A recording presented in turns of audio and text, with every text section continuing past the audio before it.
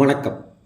என்னுடைய இனிய நண்பர், அன்பு சகோதரர், சொல்வாக்கு ஜோதிடர் ஜெயம் சரவணன் அவர்கள் பெண்களுக்கான சில உபயோகமான விஷயங்களை ஜாதக ரீதியாகவோ ஜோதிட ரீதியாகவோ ஆன்மீக ரீதியாகவோ சொல்லுங்க அப்படின்னு சொன்னப்ப அவர் சொன்ன விஷயங்கள் எல்லாமே அவ்வளவு சுவாரஸ்யமானவை, அதிர்ச்சியாகவும் இருந்த விஷயங்களாக தான் நான் பார்க்குறேன்.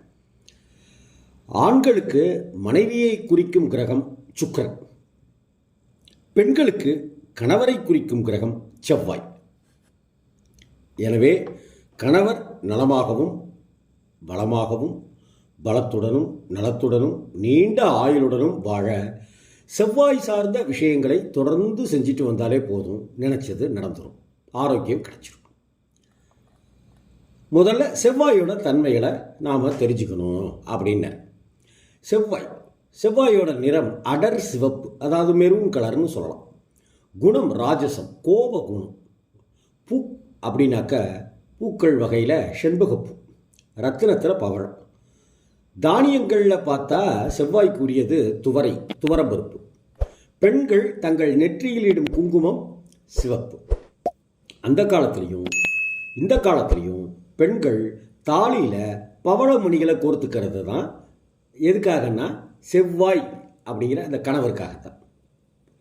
அதே போல் சிகப்பு நிற மலர்கள் சூடிக்கிறது செவ்வாயினுடைய ஆளுமைக்காக. மல்லிகைத்தானே பெண்கள் அதிகம் விரும்புகிறாங்கன்னு கேட்கலாம். மல்லிகையின் மனம் சுக்கிரன் சம்பந்தப்பட்டது. அதனால தான் கனகாம்பர பூவை சூடிக்கொள்வதற்கு ஒவ்வொரு வீட்லேயும் தன்னுடைய குழந்தைகளுக்கு, சிறுமிகளுக்கு, மகள்களுக்கு கனகாம்பரம் பூ வைத்து சூடிக்கொள்வதை வழக்கத்துக்கு கொண்டு வந்தாங்க. அதே போல் துவரை நாம் அதிகமாக உபயோகப்படுத்துகிற உணவுங்கிறது நமக்கு தெரியும். பொதுவாக நம்முடைய உடம்புல பஞ்சபூதங்களும் அடங்கினது தானே, நவகிரகங்களும் அடங்கினது தானே. சூரியன் உடலில் உள்ள எலும்பு, முதுகெலும்பு, இதயம், வலதுகன் இதையெல்லாம் குறிக்கும். நல்லா கவனிச்சுக்கணும். சூரியன் உடம்புல இருக்கிற எலும்பு, முதுகெலும்பு, இதயம், வலதுகன் இதையெல்லாம் குறிக்கும். சந்திரன் உடலில் உள்ள இரத்த ஓட்டம். இங்கே கவனிக்கணும், ரத்தம் இல்லை, இரத்த ஓட்டம். மனம், எண்ணம், நீர்ச்சத்து, இடதுகன் ஆகியவற்றை குறிக்கும். அதாவது சூரியன் உடம்பில் இருக்கிற எலும்பு, முதுகெலும்பு, இதயம், வலதுகன் ஆகியவற்றை குறிக்கும். சந்திரன் உடலில் உள்ள இரத்த ஓட்டத்தை குறிக்கும்.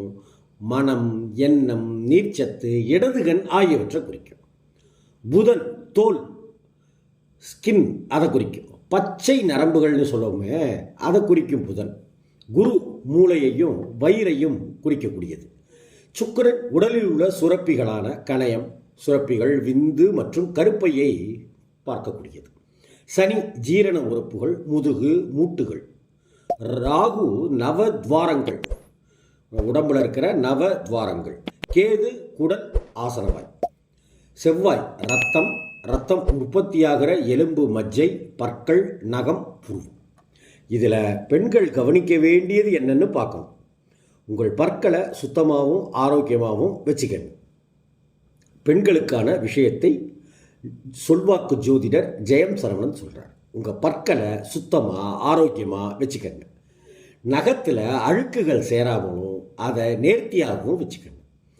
எக்காரணத்தை கொண்டும் தயவு செய்து புருவத்தை அழகுபடுத்துகிறேன்னு ஐப்புருவை வச்சுக்கிறதோ த்ரெட்டிங் பண்ணுறதோ அதை செய்யக்கூடாது. நீங்கள் அப்படி புருவத்தை த்ரெட்டிங் செய்கிறவராக இருந்தால் நல்லா கவனிங்க. நீங்கள் புருவத்தை சீர் செய்கிற போதெல்லாம் உங்கள் கணவருக்கு ஏதோ ஒரு உடல் நலம் பாதிக்கப்படுவதும் கெட்டுப்போவதும் சின்ன சின்ன உடல் உபாதைகள் ஏற்படும் என்பதையும் நீங்கள் கவனிச்சுட்டு வந்தீங்கன்னாக்க தெரியும். நான் சொல்கிறது இதெல்லாமே பிடிக்காமல் இருக்கலாம், ஆனால் இதுதான் உண்மை, இதில் மாற்றம் இல்லைங்கிறார் சொல்வாக்கு ஜோதிடர் ஜெயம் சரவணன். நிதானமாக யோசிச்சு பாருங்கள், அல்லது சோதிச்சே பாருங்கள். ஆமாம், உண்மைதான், எல்லாம் இல்லை தவறு அப்படின்னாலும் உங்கள் பதிலை பதிவு செய்யுங்க. நான் பல ஆய்வுகளை செஞ்சுட்டு தான் இந்த விஷயத்தையே நான் எல்லாருக்கிட்டையும் நான் சொல்கிறேங்க அப்படிங்கிறார். மன வாழ்க்கையில் பிரச்சனைகளை சந்திச்சிட்டு இருக்கிற பலருக்கும், குறிப்பாக பெண்களுக்கு மேலே சொன்ன பல், நகம், புருவம் இந்த மூணையும் சரி செய்ய சொன்னேன். நிறைய மாற்றங்களை கண்டதாக சொன்னவர்கள் ஏராளம் பேர் இருக்கிறாங்க. இந்த பரிகார முறைகளை ஆரோக்கிய முறைகளை செஞ்சாக்க நல்ல நல்ல மாற்றங்களை நீங்கள் உணர முடியும். இந்த புருவம் தீட்டுதல் தயவு செய்து வேண்டாம், வேண்டவே வேண்டாம். அது உங்கள் கணவருக்கு ஆபத்து தரும் என்பதை ஒரு காலம் மறந்துடாதீங்க. புருவம் நீங்கள் தீட்டினால் உங்கள் கணவருக்கு ஏதோ ஒரு உடற்குறைபாடு வருங்கிறது நிச்சயம் அப்படின்னு சொல்கிறார் சொல்வாக்கு ஜோதிடர் ஜெயம் சரவணன்.